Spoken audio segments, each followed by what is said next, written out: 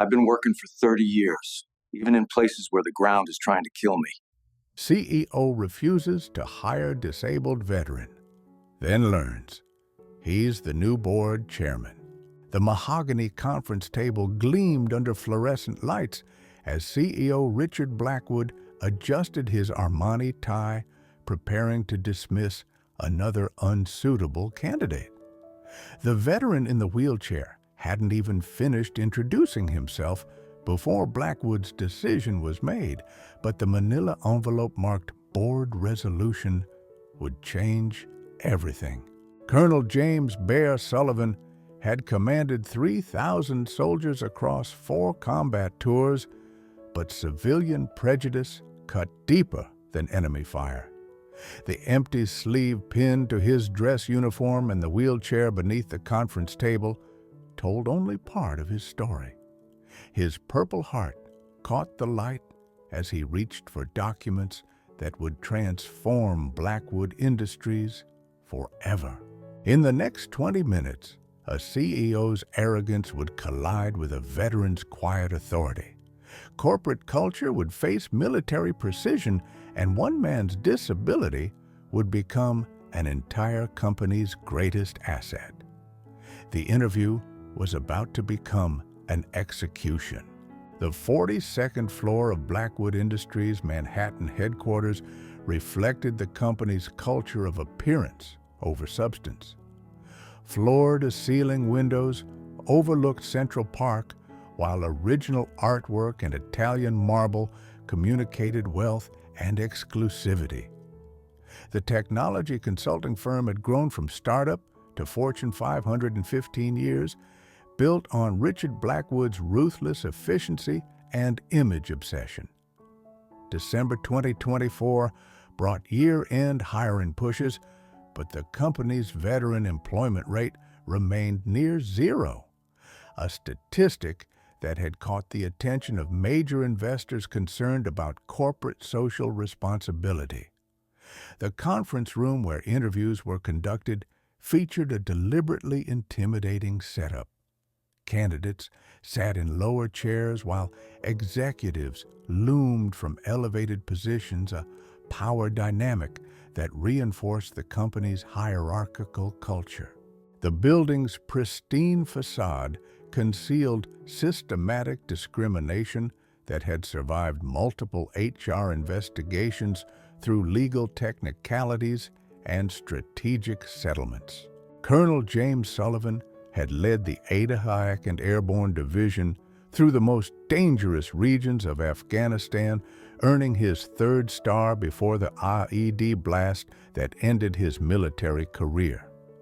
The explosion had claimed his left arm and the use of his legs, but not his strategic mind or leadership abilities. His transition to civilian life had been brutal, a decorated war hero discovering that corporate America valued appearance over accomplishment. 6 months of job rejections had taught him that his wheelchair was the only thing most employers saw when they looked at him. The discrimination was subtle but systematic, hidden behind phrases like cultural fit and physical demands. Despite his military pension, Bear needed meaningful work to maintain his sense of purpose and support his family. His wife, Maria, worked as a nurse while their twin daughters attended private school expenses that required his income to continue. The job applications had become a humiliating routine of enthusiastic phone interviews, followed by cold rejections after in-person meetings. His resume was impeccable. Harvard MBA, 30 years of military leadership, extensive technology experience, but none of it mattered once employers saw his disability. The Blackwood Industries application represented his latest attempt to find an employer who would judge him by his qualifications rather than his wheelchair. What Bear hadn't revealed in his application was his role as a silent partner in the investment firm that had acquired a controlling stake in Blackwood Industries 6 months earlier. His military disability settlement, combined with shrewd investments in defense contractors and tech companies, had made him worth over $200 million. The investment firm was his vehicle for corporate reform targeting companies with poor veteran employment records for acquisition and transformation. His job interview was actually reconnaissance gathering first-hand evidence of Blackwood's discriminatory practices before implementing changes. The wheelchair that others saw as weakness was about to become Blackwood's greatest strength. Baer's mission wasn't just about personal employment. It was about systemic change in how corporate America treated disabled veterans. Blackwood Industries represented everything wrong with modern business culture, prioritizing image over substance discrimination disguised as standards and leadership that had forgotten the cost of freedom. The company's treatment of veteran applicants was legendary in military circles, with stories of qualified candidates being rejected for superficial reasons, while less qualified civilians were hired based on appearance and connections. Baer's intervention would test whether moral authority could overcome corporate arrogance, whether a disabled veteran could transform a company that had systematically excluded his brothers and sisters in arms. The conflict was more than personal. It was about the fundamental values that defined American business and whether companies that profited from freedom would honor those who'd fought to protect it. The conference room's intimidating atmosphere was designed to make candidates feel small, but Baer had faced Taliban fighters in congressional hearings with equal composure. CEO Richard Blackwood entered with the swagger of inherited privilege, his dismissive glance at Baer's wheelchair confirming everything the colonel had heard about the company's culture. "Mr. Sullivan, I appreciate you coming in, but I have to be honest. We're looking for someone who can really hit the ground running in this position." The coded language was familiar, the same corporate speak that had rejected dozens of qualified veterans. Baer's response was measured but pointed. "Mr. Blackwood, I've been hitting the ground running for 30 years, including in places where the ground was trying to kill me." The CEO's uncomfortable laugh revealed his lack of experience with people who wouldn't be intimidated by his position. Baer's military bearing contrasted sharply with Blackwood's corporate posturing, creating tension that would define their entire interaction. The veteran's calm confidence unnerved the CEO, who was accustomed to desperate job seekers rather than accomplished leaders who measured their worth by service rather than salary. Baer's preparation for this moment had been meticulous, involving months of research into Blackwood Industries' hiring practices, corporate culture, and financial performance.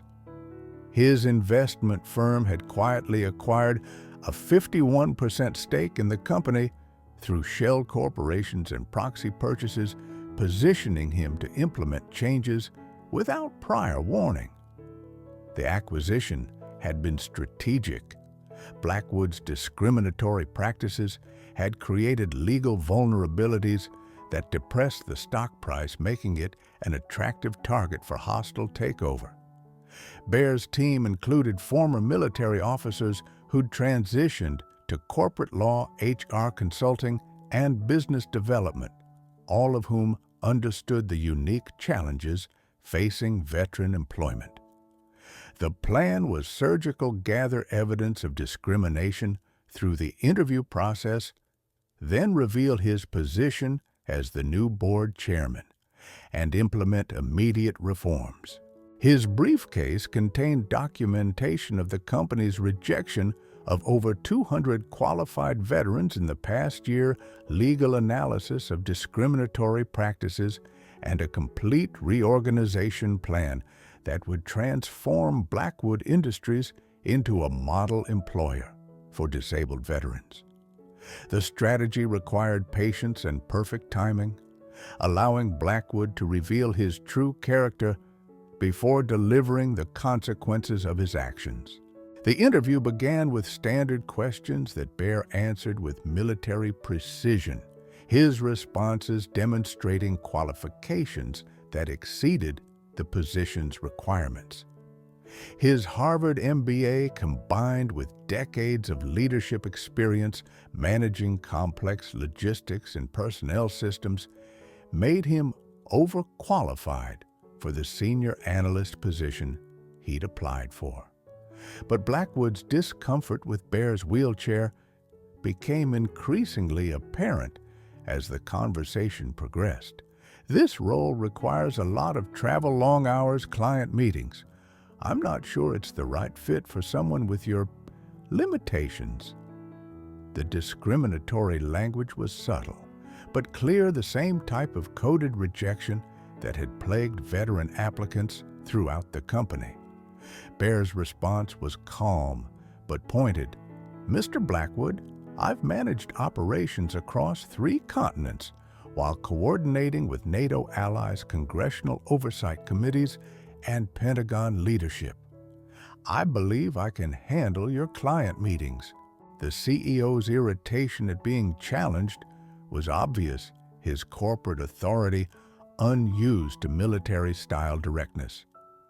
Bear's confidence seemed to unnerve Blackwood, who was accustomed to applicants who would accept his judgment without question.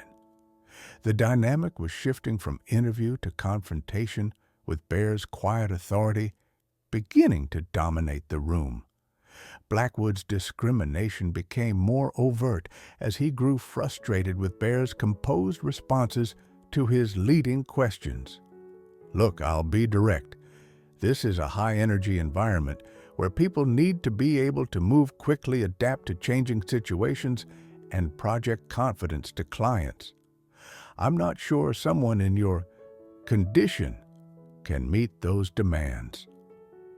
The thinly veiled ableism was exactly what Bear had expected, providing perfect evidence of the company's systematic discrimination. His response was measured but firm. "Mr. Blackwood, I've adapted to changing situations in combat zones while managing the lives of thousands of soldiers. I believe I can handle your office environment." The CEO's discomfort with being challenged was palpable. The tension escalated when Blackwood made his fatal mistake, dropping all pretense of professional courtesy. "We need people who can actually work here, not collect disability checks while taking up space. This isn't a charity, it's a business." The words hung in the air like a grenade, revealing the true depth of his prejudice against disabled veterans. Bear's expression remained neutral, but his eyes carried the cold fury of a combat veteran who'd faced down enemies with more honor than this civilian. The CEO's arrogance had blinded him to the dangerous ground he was treading, his privilege making him reckless with people he considered beneath him. Blackwood's final assault came when he stood to end the interview, his body language radiating dismissal and contempt. "I think we're done here. You can see yourself out, or have someone wheel you out, whatever works." The cruelty was gratuitous, designed to humiliate rather than simply reject. But Bear remained seated, his calm demeanor contrasting sharply with the CEO's agitation. "Actually, Mr. Blackwood, I think we're just getting started. I have a few more questions for you." The veteran's refusal to be dismissed clearly frustrated the CEO, who was unused to having his authority challenged by someone he considered a subordinate. The atmosphere in the conference room grew increasingly hostile as Blackwood's assistant attempted to intervene, clearly uncomfortable with her boss's behavior, but powerless to stop it. The CEO's treatment of Bear had been witnessed by several employees through the glass walls, creating internal pressure as staff members recognized the blatant discrimination occurring in their company's leadership. Word of the confrontation began spreading through the office via instant messages and hushed conversations, with many employees expressing disgust at their CEO's behavior. The company's HR department, already nervous about veteran employment statistics, became aware of the situation through employee reports, but felt powerless to challenge Blackwood's authority. External pressure was building as well. The investment firm that had acquired controlling interest in Blackwood Industries was monitoring the situation through planted observers, documenting every discriminatory comment for future legal action.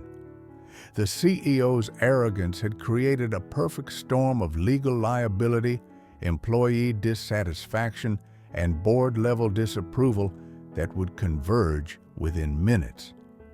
His treatment of Bear was being recorded by security cameras, creating permanent evidence of systematic discrimination that would be impossible to deny or dismiss.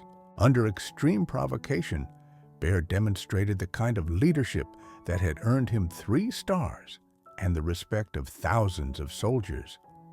His calm response to Blackwood's abuse reflected years of military training in dealing with hostile situations, but also revealed his growth from warrior to statesman. The colonel's ability to remain composed while gathering evidence showed his evolution from direct military action to strategic corporate intervention. His patient endurance of discrimination wasn't weakness. It was tactical intelligence gathering that would enable systematic reform. Bear's quiet confidence began to fill the room, his military bearing creating an authority that transcended his wheelchair. The CEO's increasingly desperate attempts to establish dominance only highlighted Bear's natural leadership, demonstrating the difference between inherited privilege and earned authority. His responses to Blackwood's abuse were measured and professional, providing a stark contrast to the CEO's unprofessional behavior.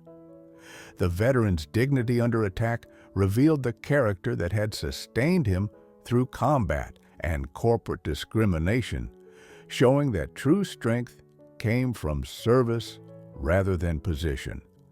His transformation from job applicant to company reformer was becoming apparent as his military training adapted to corporate warfare. The signs of impending catastrophe multiplied as Blackwood's behavior became increasingly erratic and unprofessional. His dismissive treatment of Bear had been observed by multiple employees, creating witnesses to systematic discrimination that would be impossible to deny. The CEO's confidence in his untouchable position was about to collide with reality, as board-level changes he knew nothing about prepared to reshape his world.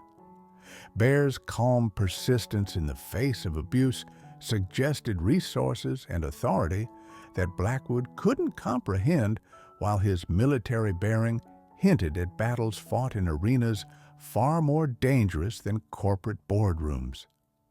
The veteran's refusal to be dismissed or intimidated was clearly agitating the CEO, who was unused to having his authority challenged by someone he considered inferior.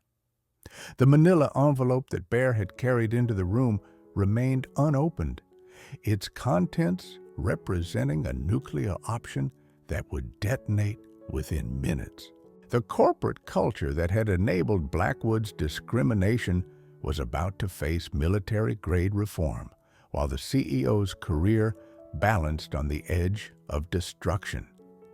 The confrontation was building toward a revelation that would transform not just this meeting, but the entire company's future. The moment of truth arrived When Bear calmly reached for the manila envelope he'd carried into the conference room, his movement causing Blackwood to pause mid-dismissal. "Mr. Blackwood, before I leave, I think you should see this." The veteran's tone carried a new authority that made the CEO hesitate, his business instincts finally recognizing danger. The envelope contained documents that would shatter Blackwood's World Board resolutions, stock ownership records, and executive termination papers that had been prepared by the investment firm that now controlled his company.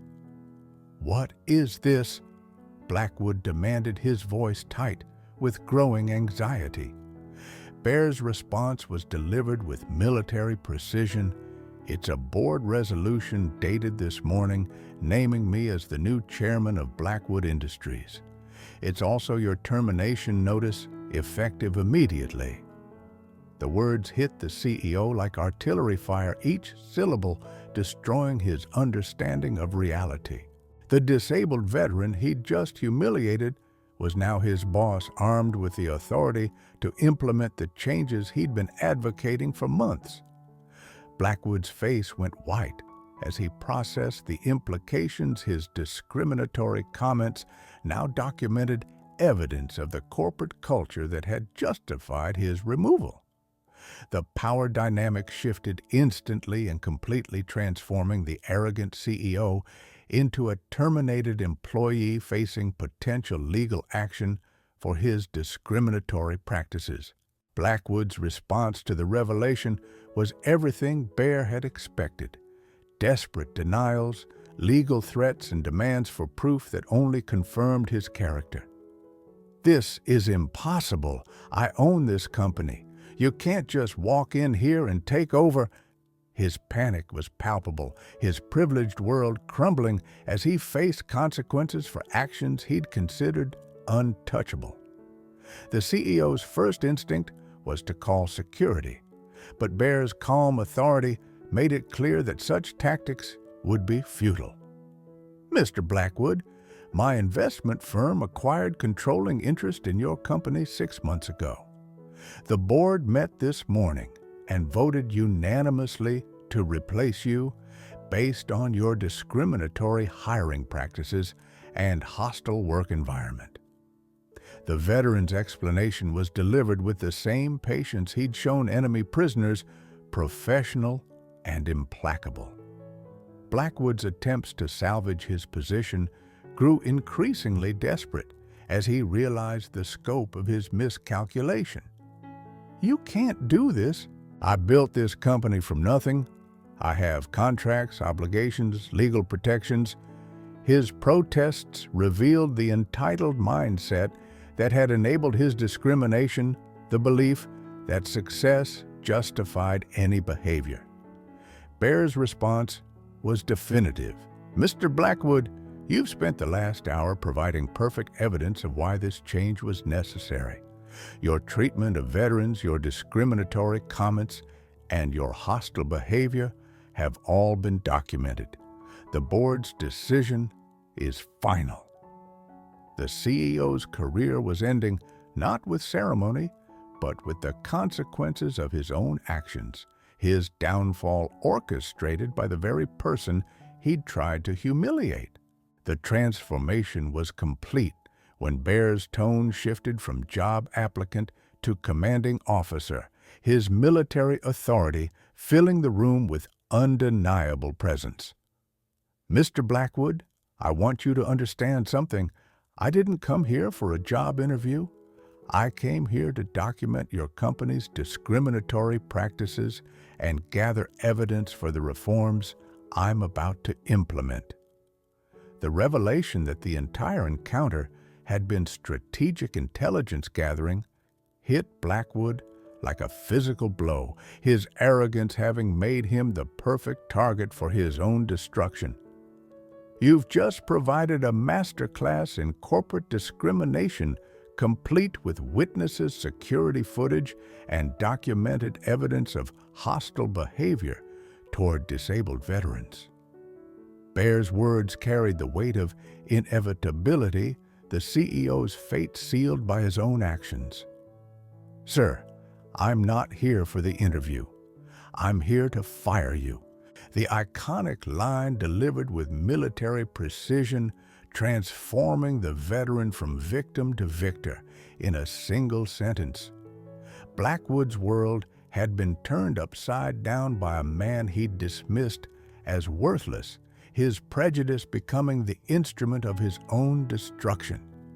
The corporate culture that had enabled his discrimination was about to face systematic reform by the very people it had excluded. Baer's transition from fired applicant to company chairman was seamless, his military training allowing him to assume command with natural authority. Security arrived, not to escort him out, but to remove Blackwood. Under his orders, the power shift complete and irreversible. The conference room that had witnessed discrimination became the command center for corporate transformation, with Baer's team of veteran consultants arriving to implement immediate reforms. His first executive order was comprehensive immediate suspension of all hiring managers, pending bias training mandatory review of all veteran applications from the past year, and establishment of a veteran-preferred hiring program. The company's HR department, initially shocked by the sudden leadership change, quickly adapted to the new reality, as Baer's professionalism and clear vision impressed even skeptical employees. His wheelchair, which Blackwood had seen as a liability, became a symbol of the company's new commitment to diversity and inclusion. The transformation wasn't just about personnel, it was about fundamental values, with Baer's military ethics replacing the toxic culture that had enabled systematic discrimination. The speed of change was overwhelming, but Baer's systematic approach and clear communication helped employees understand that this wasn't chaos, but organized reform.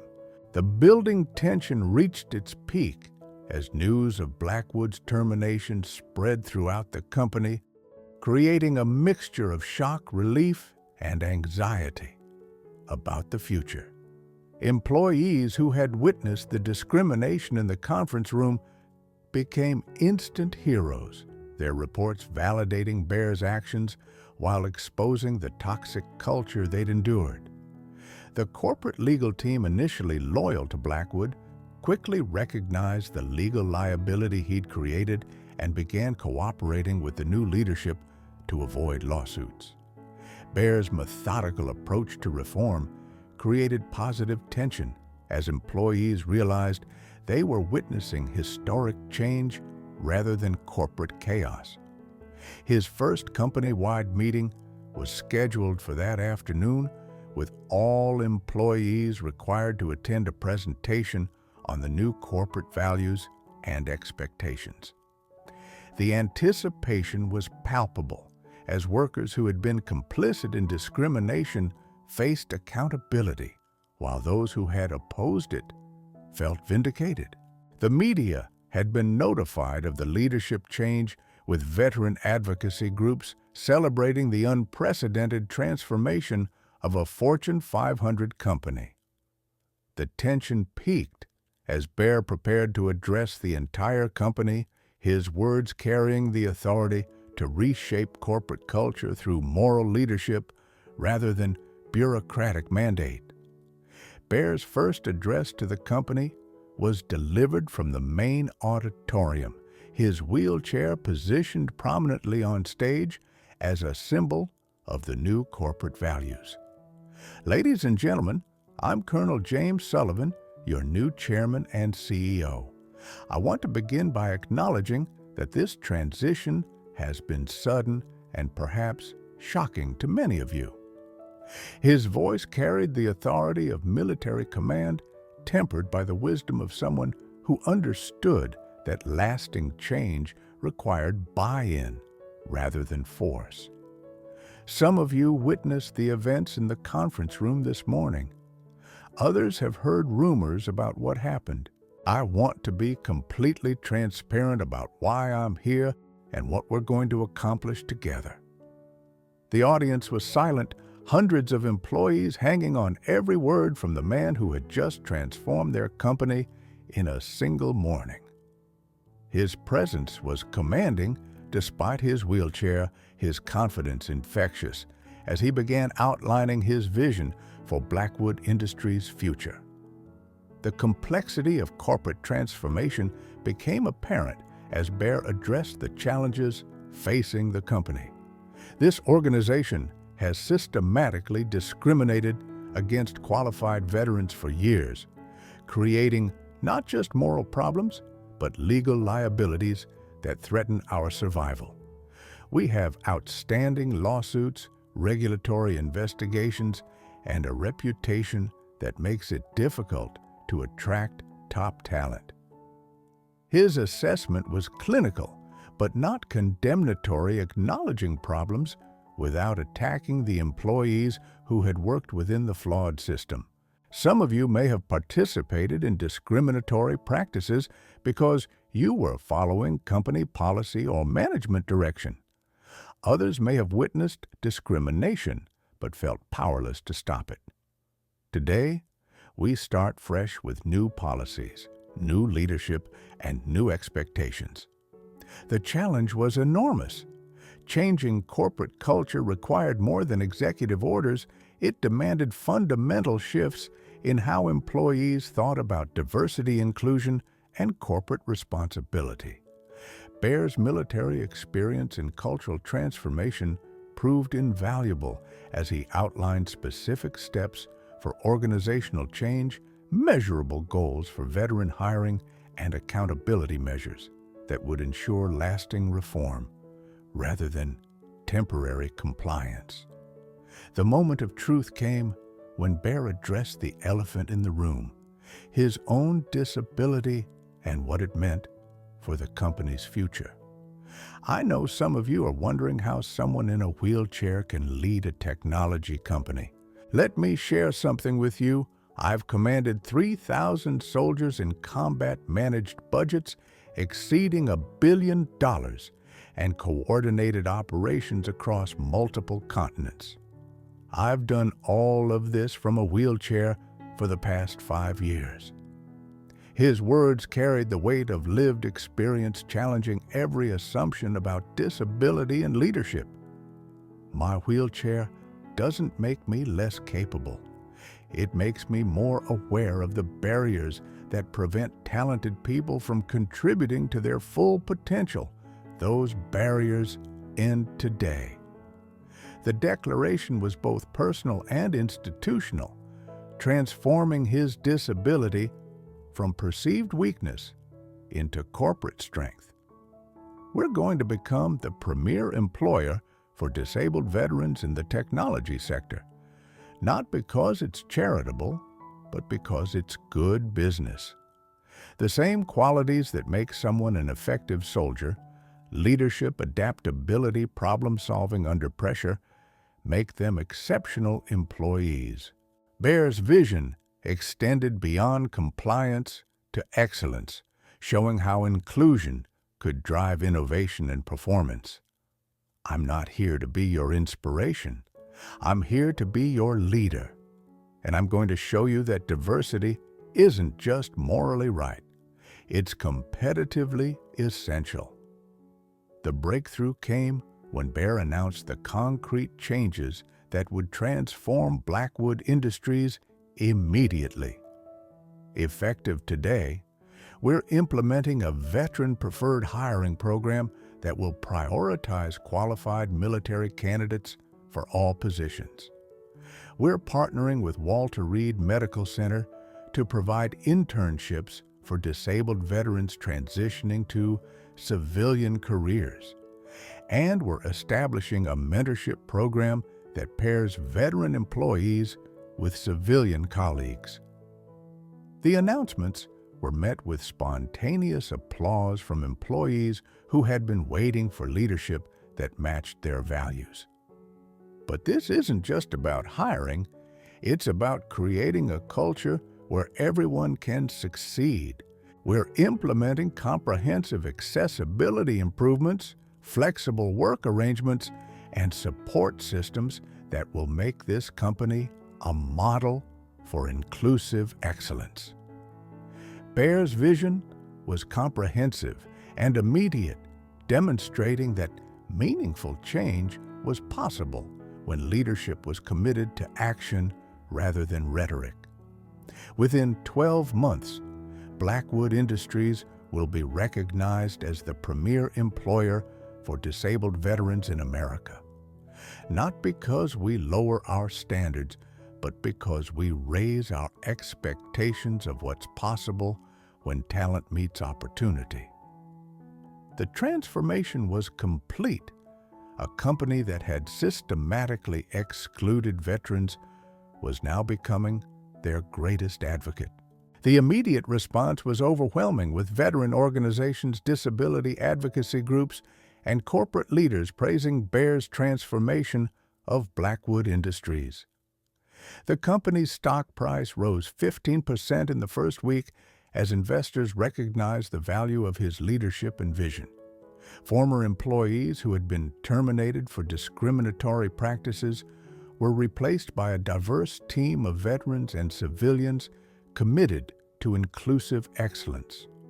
The media coverage was uniformly positive, with Bear's story becoming a symbol of how corporations could be transformed through moral leadership rather than legal pressure. The conference room where discrimination had occurred became a shrine to corporate reform. Bear's transformation of Blackwood Industries created immediate ripple effects throughout corporate America. The company's veteran hiring program became a model that other Fortune 500 companies studied and implemented, while his leadership style inspired a new generation of inclusive executives. The Veteran Preferred Hiring Initiative resulted in a 300% increase in qualified military candidates within 6 months, with disabled veterans comprising 25% of new hires. The company's productivity increased significantly as military-trained employees brought disciplined leadership and problem-solving skills that enhanced overall performance. Bear's story became required reading at business schools, demonstrating how moral leadership could drive both social change and financial success. The legal settlements from previous discrimination cases were resolved quickly, with Bear's reforms convincing courts that systemic change had occurred. The company's reputation transformation was remarkable, from discriminatory employer to industry leader in veteran inclusion within a single year. Media coverage established Bear as a thought leader in corporate social responsibility, with his speeches drawing standing ovations from business leaders nationwide. The Blackwood transformation became a landmark case study in corporate reform, inspiring similar changes across multiple industries. Bear's approach to inclusive leadership influenced business schools, management consulting firms, and corporate boards seeking to implement meaningful diversity initiatives. His model of veteran-preferred hiring was adopted by over 200 companies within 2 years, creating thousands of opportunities for disabled veterans who had previously faced systematic discrimination. The legal precedent established by his takeover and reform efforts provided a roadmap for other activists seeking to drive corporate change through shareholder activism.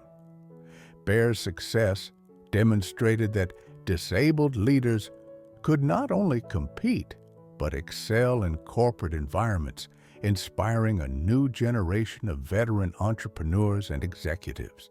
His company's financial performance under inclusive leadership challenged traditional assumptions about diversity and profitability, proving that moral leadership drove bottom-line results.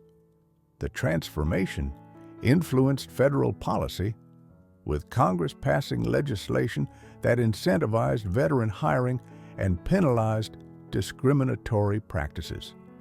Bear's legacy extended beyond business to social change, showing how individual courage could catalyze systemic reform when combined with strategic action and moral authority.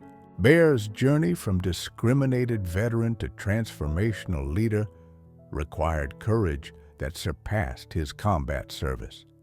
His success in corporate leadership proved that his military skills were not just transferable, but superior to traditional business training. The transformation from job applicant to CEO validated his belief that worth was determined by contribution rather than physical ability. His family's pride in his achievements was matched by the gratitude of thousands of veterans who found opportunities through his reforms. Bear's story became a source of hope for disabled veterans facing discrimination, proving that barriers could be overcome through persistence, preparation, and moral courage. Bear's story proved that true leadership comes from service rather than privilege, that diversity drives excellence rather than compromise, and that moral courage can transform institutions when combined with strategic action and unwavering commitment to justice.